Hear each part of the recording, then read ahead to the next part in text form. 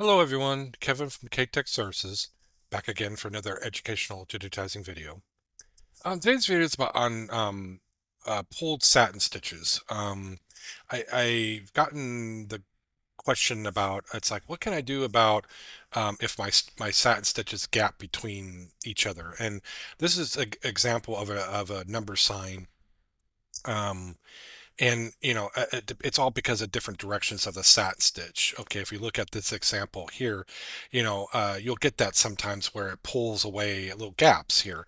Well, it's because of the this satin stitch will sew third, it'll sew this one, it'll sew this second, and then they'll kind of sew that one, let's say.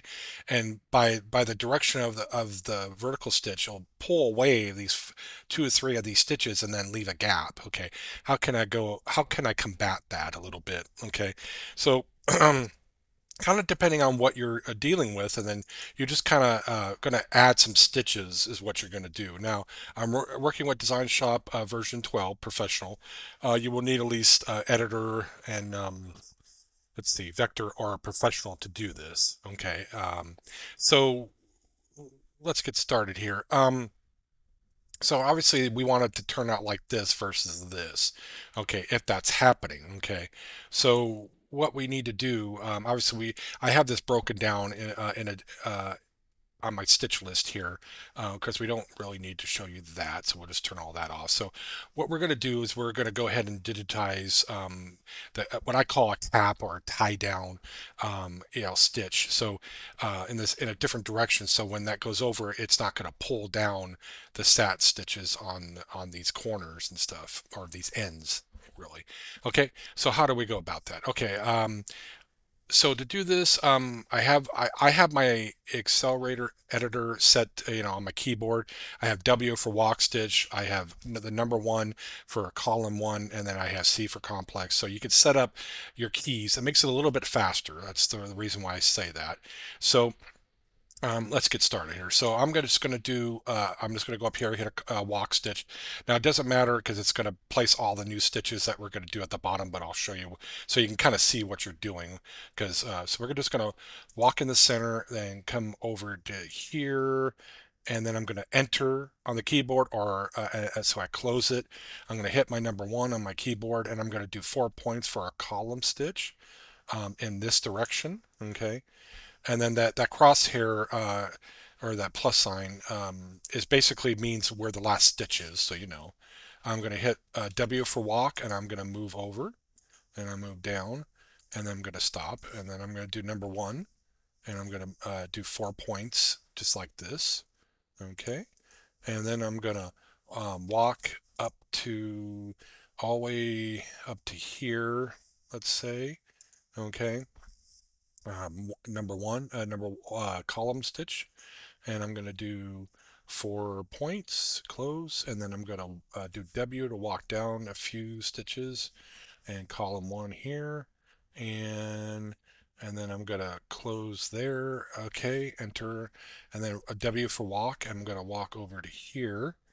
Okay, and I'm going to close column one, number one on the keyboard, and do 4 points here. Okay, and then I'm going to walk up one here, and then I'm going to do number one on my keyboard and do 4 points. Okay, then I'm going to do a walk, and then I'm going to walk over here inside that stitch, enter, or number one. Okay, I'm going to do 4 points for a column stitch. Okay, and then I'm going to do a walk stitch again. I'm going to W, and I'm going to go up here, and I'm going to close right there, number one, and I'm going to end right here. Perfect. Okay. And that's where I want to be, right there. And then I'm going to save this, save your work. Okay. I'm going to escape to get out of the mode. Now everything that right down here in the stitch list here, that's what we just did. Okay. So if we sewed this out, these are just caps, what I call a cap, CAP, and it just because you put that there, and then when these two vertical stitches go over it, it won't able to pull down those stitches on the ends and then leave those gaps. Okay, Now, granted, I know some are larger than others. Okay, it doesn't really matter, but you could touch it up if you like. Just click on it and adjust the stitch if you like and stuff if it's too much. But I like pretty large ones in there to make sure I have good coverage. Okay. All right. So the first thing I'm going to do, I'm going to come over to the stitch list. I'm going to highlight number 26. I'm going to hold the control key on my keyboard and select each walk normal stitch. Okay. Right click, go to properties. I'm going to make sure it's at 20 or 22. I'm at 22. It's just my thing. Okay. And then I'm going to go to number 27 and I'm going to click on every column element. And then I'm going to right click and go to properties, and I'm gonna 100 is fine. I am gonna turn off. I am gonna put 0. Now, to make sure you go to underlay and turn off automatic underlay. It does not need to be turned on for this. Okay, and then save. Okay, good. Okay, now obviously that's not. We have the wrong sewing order. So what you want to do, since I already have adjusted this, so I'm gonna take this and then I'm gonna go ahead and move this up to the black line and stop it right there at the first number above the number 1, and then let go. And now that actually merges first, and then the rest of the main satin stitches come after. The object or sewing order. Okay, make sure I save that. And then now I've slowed this down, and I'm actually going to slow it down to a crawl, and you can actually see how this, it's going to do the caps first. Okay, and then it'll start doing the main satin stitches. And by that, by this and stuff like that, and then when this comes over, it won't pull down those stitches over here on and then you won't see those gaps. Okay, so voila. Okay, and that's how you do it. Okay. Um, Okay, so the last thing here, I know obviously we have a trim here as we move this up into the stitch order, so and everything.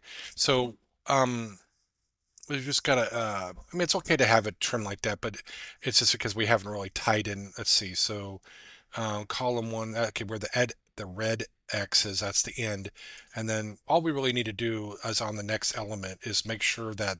See, this is off. That's why it's trimming. So just drag that over to the X, and then when you save it, it'll get it. See, now we saved the trim. Okay, and I'll just do zoom out.